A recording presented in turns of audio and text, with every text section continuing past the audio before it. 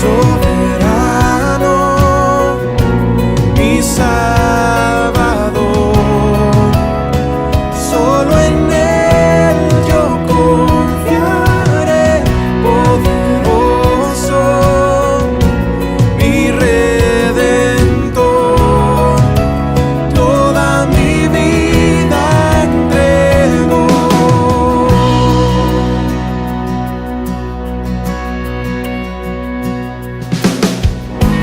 No temeré, pues en tu amor seguro estoy. Tu salvación eterna es, eres fiel. Los invito a que podamos leer el pasaje del día de hoy. Juan capítulo 11, versículos del 1 al 44, salvo ciertos versículos. Un poco mucho, pero será un poco necesario, ¿sí?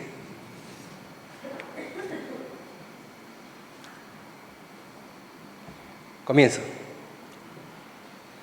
Estaba entonces enfermo uno llamado Lázaro, de Betania, la aldea de María y de Marta, su hermana.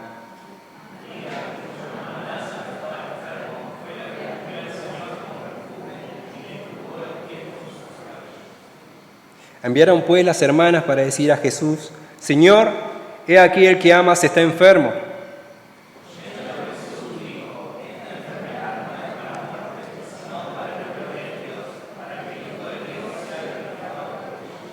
Y amaba a Jesús a Marta, a su hermana y a Lázaro.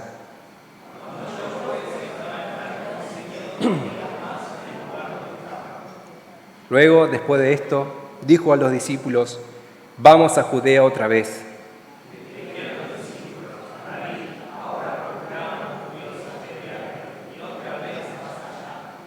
Respondió Jesús: ¿No tiene el día 12 horas? El que anda de día no tropieza porque ve la luz de este mundo, pero el que anda de noche tropieza. Dicho esto, le dijo después: Nuestro amigo Lázaro duerme, mas voy para despertarle.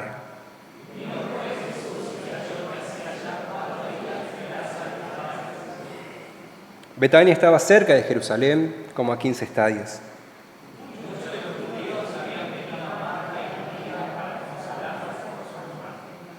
Entonces Marta, cuando oyó que Jesús venía, salió a encontrarle, pero María se quedó en casa.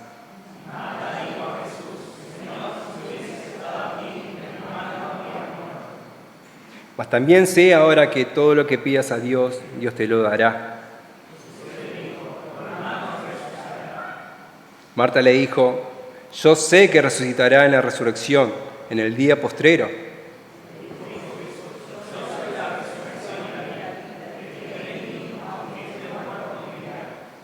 Y todo aquel que vive y cree en mí no morirá eternamente.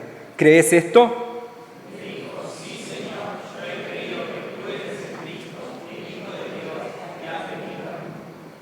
Habiendo dicho esto, fue y llamó a María, su hermana, diciéndole en secreto: El maestro está aquí y te llama.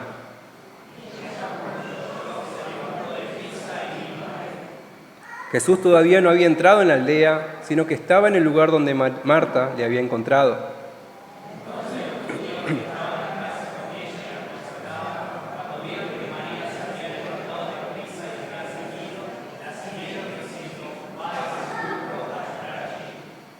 María, cuando llegó a donde estaba Jesús, al verle se postró a sus pies diciéndole: Señor, si hubieses estado aquí, no habría muerto mi hermano.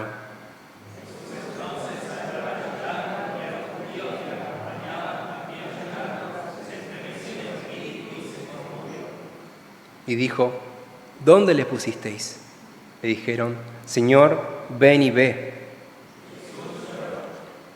Dijeron entonces los judíos: Mirad cómo le amaba.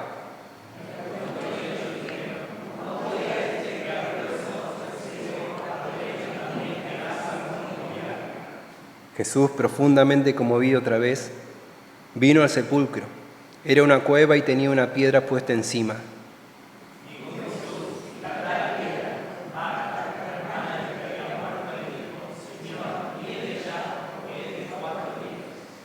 Jesús le dijo, ¿no te he dicho que si crees verás la gloria de Dios?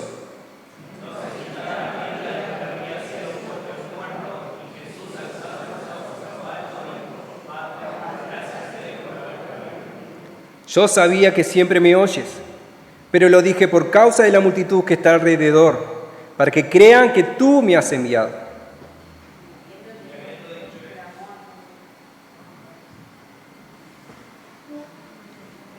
Y habiendo dicho esto, clamó a gran voz, Lázaro, ven fuera.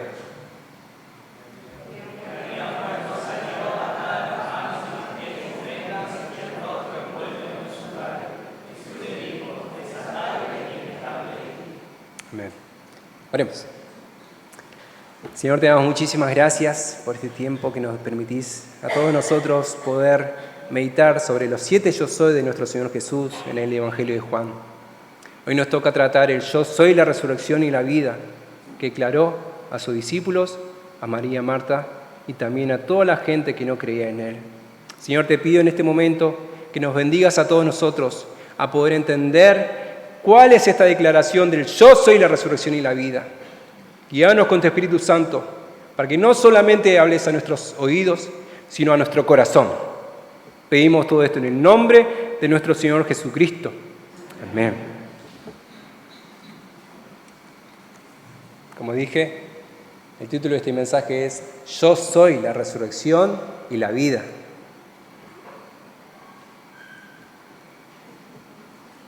El domingo pasado, nuestro hermano Ezequiel trató la declaración de Jesús, yo soy el buen pastor. El cuarto yo soy del Evangelio de Juan. Y continuando con esta temática, hoy nos toca tratar el quinto, la declaración de Jesús cuando dijo de sí, yo soy la resurrección y la vida. El capítulo 11 es un capítulo muy espectacular. Tiene tantos detalles hermosos que me será imposible tocarlos todos. Pero a grosso modo, podemos decir que se trata del último y más grande milagro que hizo Jesús públicamente. Lo cual es evidencia de su declaración de que yo soy la resurrección y la vida. Pido a Dios que por medio de esta palabra todos podamos ser bendecidos, que todos podamos tener fe en Jesucristo, pero muy especialmente que podamos tener la fe de resurrección en Él. Amén.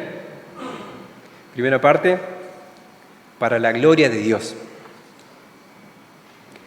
El capítulo comienza narrando la situación delicada de una persona, un tal Lázaro de Betania, la aldea de María y de Marta, su hermana. Y como muchos saben, estas personas no eran desconocidas, por lo menos no lo eran de Jesús y los suyos. Ya antes habían estado en la casa de ellos. No sé si recuerdan que Marta fue la que se quejó de su hermana porque no la ayudaba con las cosas de la casa. ¿Alguna vez se quejaron de sus hermanos? Y ahí descubrimos que Marta era de carácter activo, observador y frontal. Todo lo contrario a María, que era más pasiva, más callada y, ¿por qué no?, más despistada. Ahora bien, seguramente no fue la única vez que Jesús fue a esa casa. Todo indica que llegaron a ser muy íntimos amigos. Tanto así que cuando Lázaro enferma, sus hermanas proceden a mandar un mensaje urgente al Señor. Un simple, Señor, he aquí el que amas está enfermo. No dicen qué enfermedad tenía Lázaro, no dicen qué tan grave era su situación, solo que el que sufría era alguien a quien Jesús amaba. María y Marta estaban seguras del amor de Cristo por Lázaro. Y eso era suficiente para que Él vaya rápido, para que vaya rápido a su auxilio. Eso es lo que naturalmente hace alguien por sus amados, ¿no? Pero para sorpresa de todos, eso no es lo que sucede. En vez de salir corriendo, nuestro Señor decide quedarse en ese lugar. Y por 2 días más. Creo que nosotros podemos imaginar cómo fue la espera de esas hermanas. Cada minuto y cada segundo les habrá parecido una eternidad. Y lastimosamente, al final, lo que ellas más temían llegó. Lázaro muere y con eso su esperanza también. ¿Cuánto dolor habrán sentido estas hermanas por la pérdida de su hermano? Pero al mismo tiempo, ¿cuánta desilusión habrán sentido porque Cristo no fue? Jesucristo era la última y la única esperanza de ellas. Y esa esperanza se había hecho pedazos. ¿Por qué no fue rápido a socorrer a su hermano? ¿Por qué su demora? Y eso es lo que se puede ver de las palabras de Marta. Cuando ella ve llegar a Jesús, le dijo: Señor, si hubieses estado aquí, mi hermano no habría muerto. En sus palabras, claramente Marta tenía fe. Ella creía firmemente que Jesús tenía poder para curar a Lázaro. Así lo había hecho con muchas personas. ¿Cuánto más con quien había establecido muy estrecha amistad? ¿Por qué no estuvo allí? Eso es lo que justo también había concluido su hermana María. Cuando ella también va desconsolada a los pies de Cristo, también le dijo: Señor, si hubieses estado aquí, no habría muerto mi hermano. Parece ser que Marta habló mucho con María, ¿no? Y no es para menos. Naturalmente, cualquiera busca respuestas a las situaciones que no pueden comprender. Algunos de los que estaban ahí también tenían sus inquietudes. En el versículo 37, estas personas se preguntaban: ¿no podía este, que abrió los ojos al ciego, haber hecho también que Lázaro no muriera? ¿De verdad le amaba? Pero es innegable que nuestro Señor amaba profundamente a cada uno de estos hermanos. Juan lo recalcó en el versículo 5. Amaba a Jesús, a Marta, a su hermana y a Lázaro. Por eso es que cuando vio a María llorando y a los judíos que la acompañaban también llorando, no pudo menos que estremecerse en espíritu y conmoverse. Y cuando llega la pregunta a dónde fue que le pusieron a Lázaro, a las palabras del Señor, ven y ve, nuestro Señor se quiebra. Como dice el versículo 35, Jesús lloró. Esto nos da una idea de cómo a Cristo le habrá costado demorarse. Seguramente quería salir corriendo a consolar a las hermanas. Seguramente deseaba con todo su corazón sanar a Lázaro. Pero sabía también que eso no era lo correcto. Lo correcto era esperar. Solo así podía darles algo mejor. Mucho mejor. Jesús ya lo dijo cuando escuchó la noticia de Lázaro. Esta enfermedad no es para muerte, sino para la gloria de Dios, para que el Hijo de Dios sea glorificado por ella. En otras palabras, aunque es cierto que la enfermedad desencadenaría en muerte, ese no iba a ser su resultado final. El resultado final iba a ser la gloria de Dios, la gloria de Cristo. Aunque Marta y María eran mujeres de fe, aún tenían mucho que aprender. No solo porque no comprendían que la distancia no era impedimento para que Cristo sane. Él lo había demostrado con el criado de un centurión y más aún con el hijo de un oficial. Pero con lo de Lázaro Nuestro Señor Jesús quería ayudarle a conocer mejor quién era Él y así tener más razones para creer. Por eso, y antes de salir de Betania, Jesús dijo también a sus discípulos: me alegro por vosotros de no haber estado allí, para que creáis.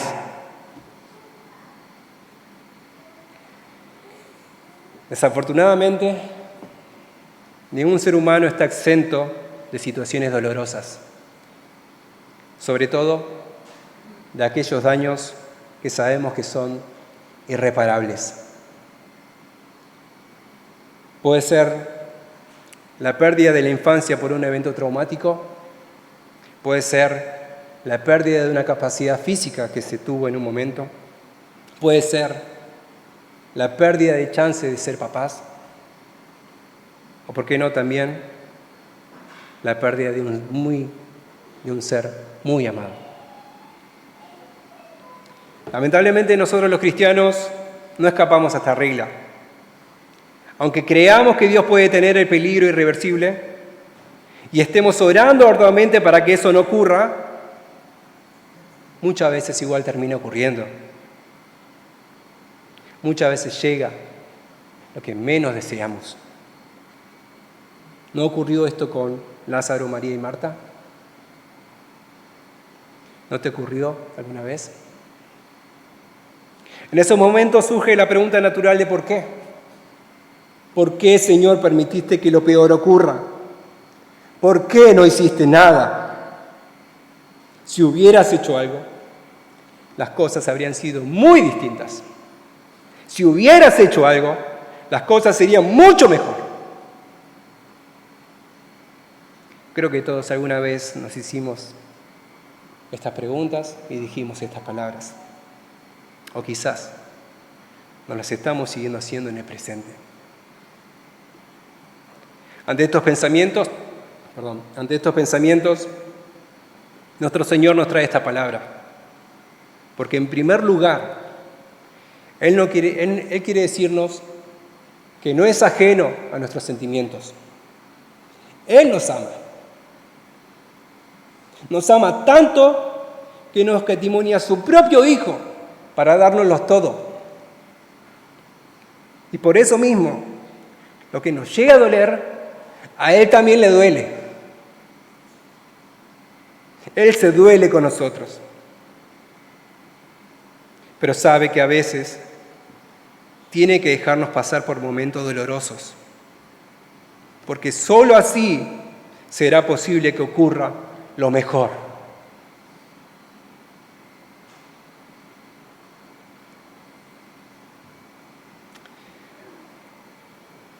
No sé si recuerdan, pero el año pasado, en la conferencia, mi hija Belu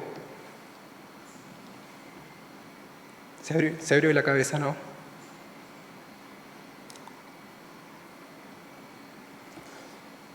Perdón. Por el tamaño de la herida,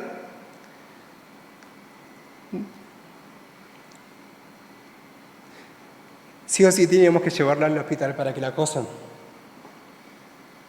Claramente yo no quería que sufriera el dolor de la anestesia y la aguja.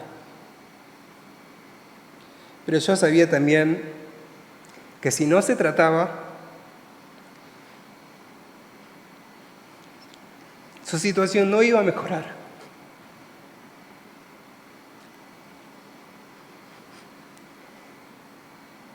Por eso, cuando llegó el momento de efectuar la sutura,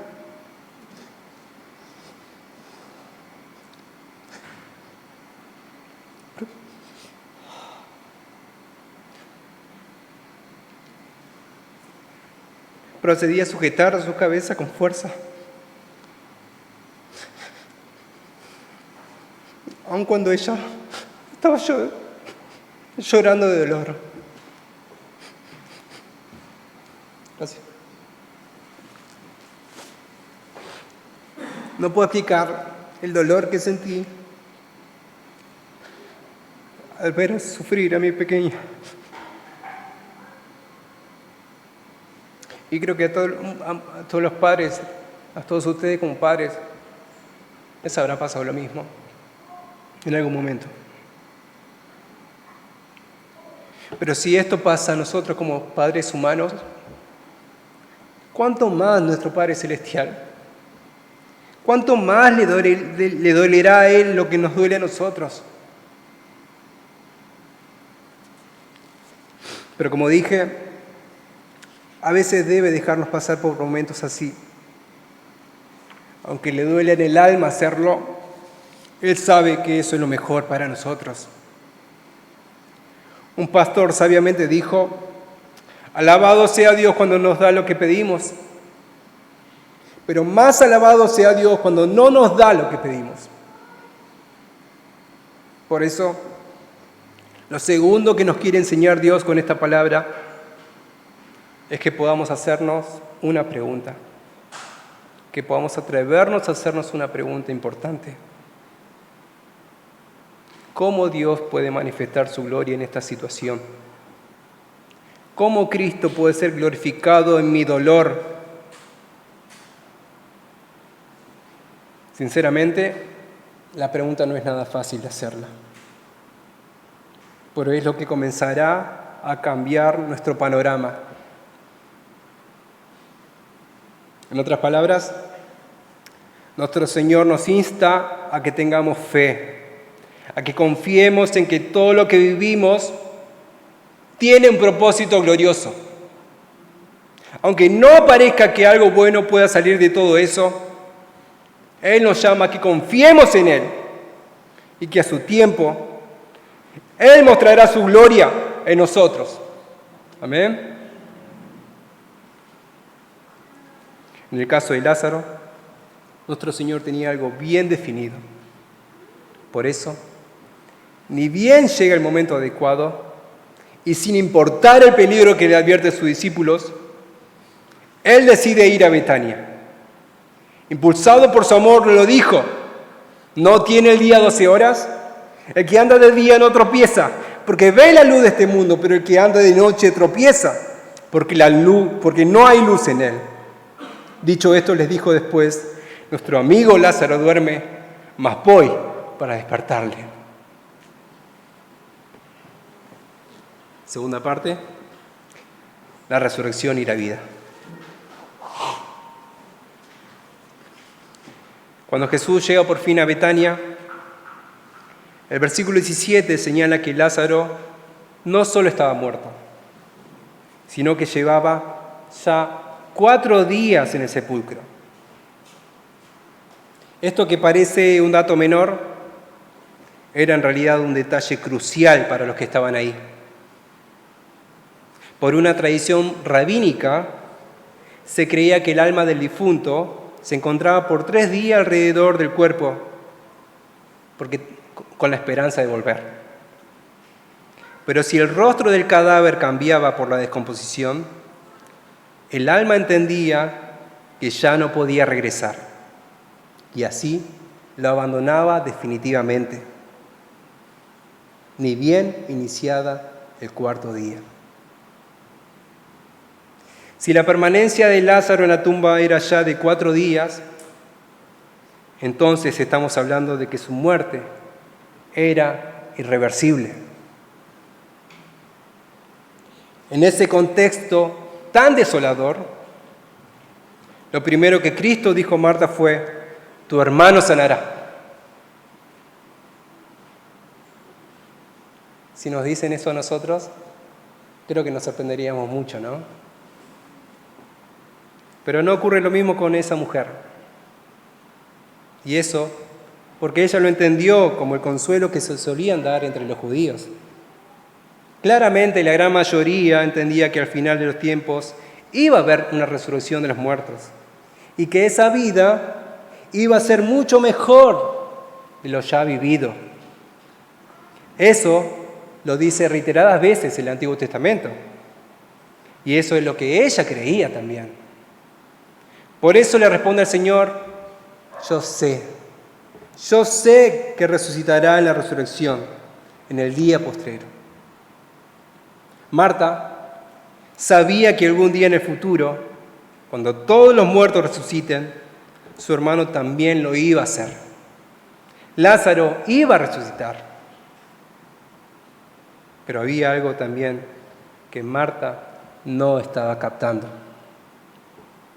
Y por eso Jesús no la felicita, sino más bien le dice: yo soy la resurrección y la vida. En otras palabras, Marta no estaba dimensionando a quien tenía enfrente suyo. Aunque la resurrección de los muertos iba a ser un evento final, ella debía saber que Cristo iba a ser su razón de ser. Él la iba a originar, Él la iba a provocar. Ni siquiera dice yo seré, sino yo soy. Porque la resurrección de los muertos no tiene que ver principalmente con un evento, sino con una persona, con Él. Yo soy la resurrección y la vida. No mires al futuro en este momento. Mirá a la persona que lo tiene en su mano. Mirá al que tenés enfrente tuyo. Mírame a mí. Yo soy la resurrección y la vida. El que cree en mí, aunque esté muerto, vivirá. Y todo aquel que vive y cree en mí, no morirá eternamente. ¿Crees esto? En sus palabras, nuestro Señor estaba desafiando a Marta a creer en Él. Aunque la situación parecía irreversible, tenía que confiar en sus palabras. ¿Qué le responde Marta? Sí, Señor, yo he creído que tú eres el Cristo, el Hijo de Dios que has venido al mundo. Las palabras de Marta eran muy bonitas. Estaban llenas de teología. Antes había reconocido el señorío de Cristo y creía también en la resurrección de los muertos. Era una mujer de fe. Ahora reafirmaba una vez más que Él era el Mesías prometido, que poseía naturaleza divina, ser el Hijo de Dios, y que había venido del mismo cielo. Sin embargo, y como veremos más adelante, todavía Marta no estaba entendiendo las palabras de Cristo. Nuestro Señor Jesús había venido a auxiliar a sus amados y lo venía a hacer al enfrentarse a la muerte. En el versículo 33 hay algo que desconcierta a los eruditos bíblicos y es la frase «se estremeció». Eso se debe a que en el texto griego literalmente significa resoplido de caballos, como si evocara una ira contenida o un gemido de furia. De ser ese el caso, al tiempo en que Cristo sentía dolor y tristeza por sus amados, también sentía indignación por los estragos que causaba la muerte en ellos. Y no es descabellado imaginarlo así. Si lastiman a nuestros amados, ¿no sentiríamos dolor por ellos, pero al mismo tiempo ira contra aquellos que le hacen daño? Sea lo que sea, nuestro Señor evidentemente venía a lidiar con la muerte.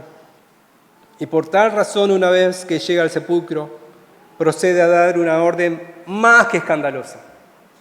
Dijo: «Quitad la piedra».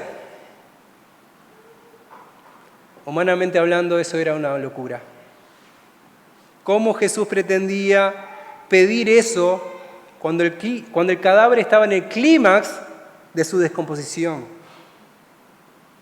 Marta se lo hace saber. Ella le dice: «Señor, hiede ya, hiede, porque es de 4 días». Pero Jesucristo no estaba loco. Su orden era un movimiento perfectamente calculado y quería que Marta ponga su fe en acción. ¿No te he dicho que si crees verás la gloria de Dios?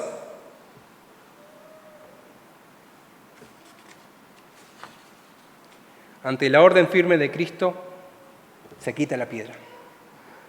Y acto seguido, nuestro Señor alza sus ojos al cielo y comienza a orar con mucho gozo y a viva voz. Padre, gracias te doy por haberme oído. Yo sabía que siempre me oyes, pero lo dije por causa de la multitud que está alrededor, para que crean que tú me has enviado. Como dice nuestro Señor, por fin llegó el momento de su último y mayor milagro público. Y para la dicha suya, no solo estaban María y Marta, no solo estaban sus discípulos, también había mucha gente que aún no creía.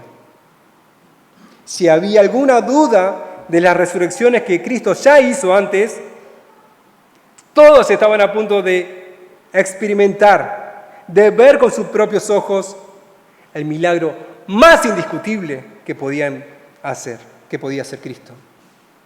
Por tanto, habiendo dado gracias al Padre Celestial por ese momento, clamó a gran voz diciendo: ¡Lázaro, ven fuera! A su orden soberana, no solo el alma de Lázaro había vuelto del cuerpo, su mismo cuerpo descompuesto había comenzado a recomponerse a velocidad impresionante y de manera perfecta. Tal fue la magnitud de esa restauración que ni siquiera se mostró indicio de atrofia muscular. Como dice el versículo 44, el que había muerto salió, atadas las manos y los pies con vendas y el rostro envuelto en un sudario. Con esto, por fin se mostró lo que Cristo había tenido en mente desde un principio. Se podía ver ya la gloria de Dios, se podía ver mejor quién era Él.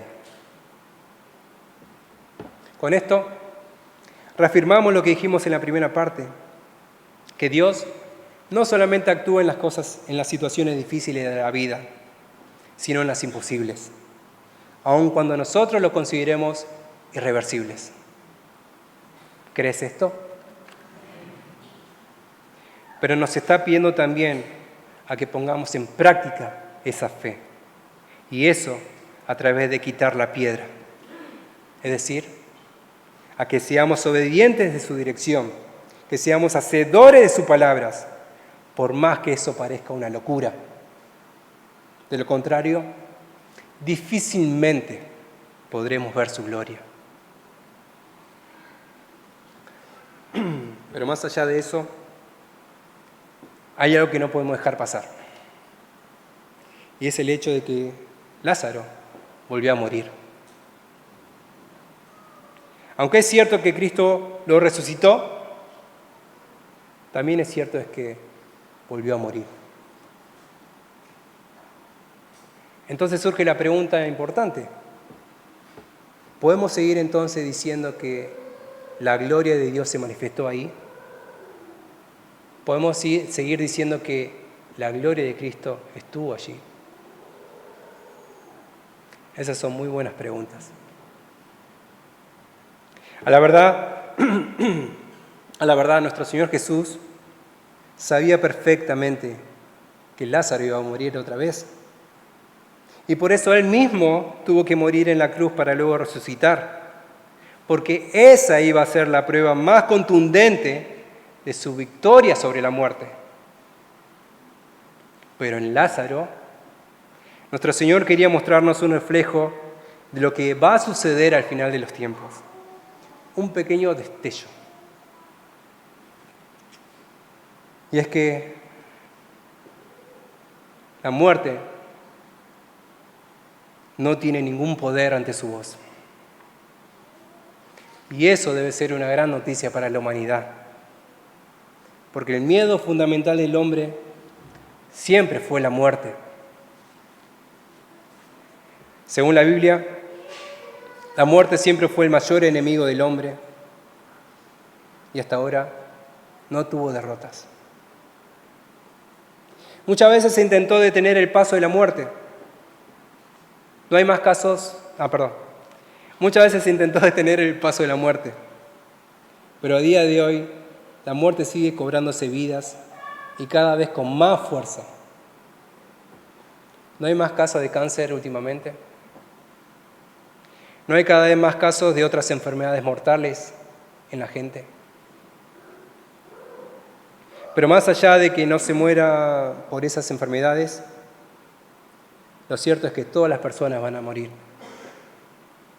Aun cuando no se quiera hablar de la muerte, nadie va a poder evitar experimentar su poder. Nosotros mismos no vamos a poder evitar interactuar con ella. Con amargura nos tocará soportar sus azotes en nuestros seres más amados.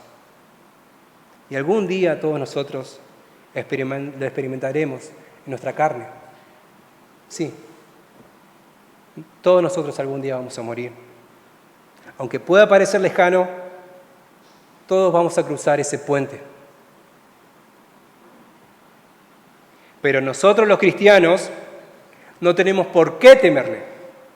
Y eso porque tenemos un Cristo con la resurrección en sus manos. Ante la tumba de un Lázaro muerto y podrido, Jesucristo le ordenó salir como si estuviera vivo. Para él, resucitar a los muertos es tan sencillo como despertar a una persona del sueño. De hecho, él no solo murió, sino que resucitó, y muchos lo vieron.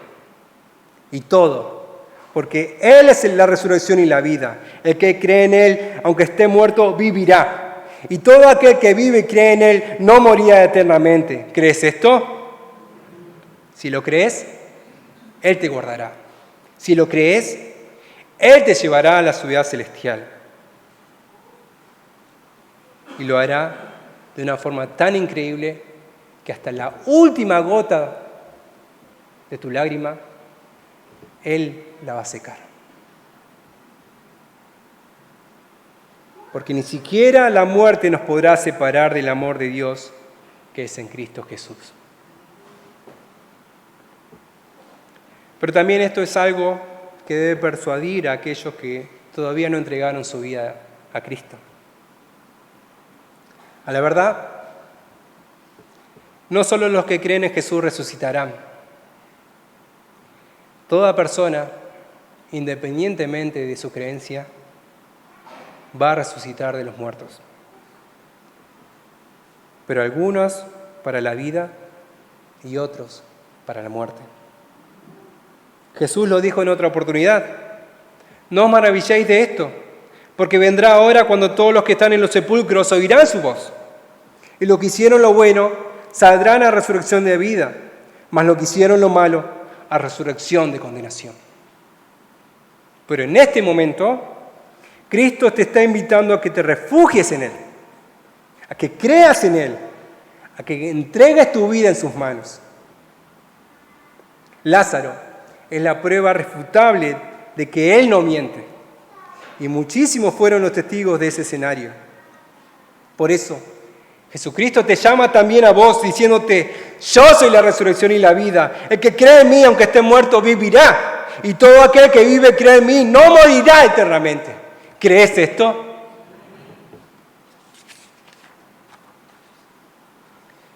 Como conclusión, a través de esta palabra nosotros pudimos aprender cosas muy maravillosas de nuestro Señor. En primer lugar, Dios nos exhorta a tener fe en las situaciones dolorosas. Aunque no entendamos por qué sucede lo que sucede, nos pide que confiemos en Él, que confiemos que será una oportunidad para experimentar lo mejor, su misma gloria en nosotros. Pero en segundo lugar, también Dios nos exhorta a tener fe de la resurrección. Él resucitó a Lázaro. Esa es la prueba real de que Él es la resurrección y la vida. Una gran noticia para los que creen en Él y una gran invitación para los que aún no lo han hecho. Nuestro Señor Jesús finalmente dice: yo soy la resurrección y la vida. El que cree en mí, aunque esté muerto, vivirá. Y todo aquel que vive cree en mí, no morirá eternamente. ¿Crees esto? Oremos.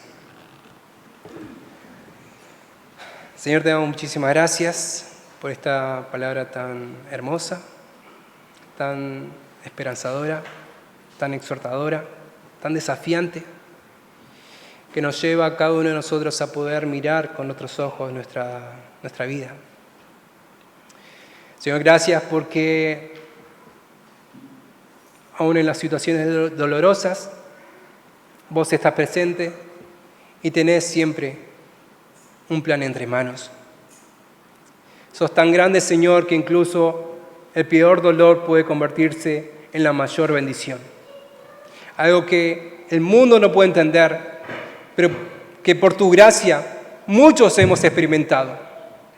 Señor, ayúdanos a seguir teniendo esta fe en nuestro Señor Jesús, a preguntarnos siempre cómo será glorificado en esta situación.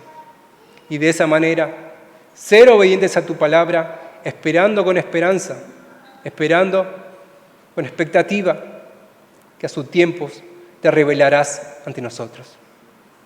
Pero Señor, también te damos muchas gracias, porque a través de esta palabra pudimos ver a un Jesús que claramente decía de sí: yo soy la resurrección y la vida. Él nos desafía a cada uno de nosotros a creer y a confiar y a gozarnos de que la muerte no tiene ningún poder para con nosotros, porque Él nos guardará hasta llevarnos a tu hogar.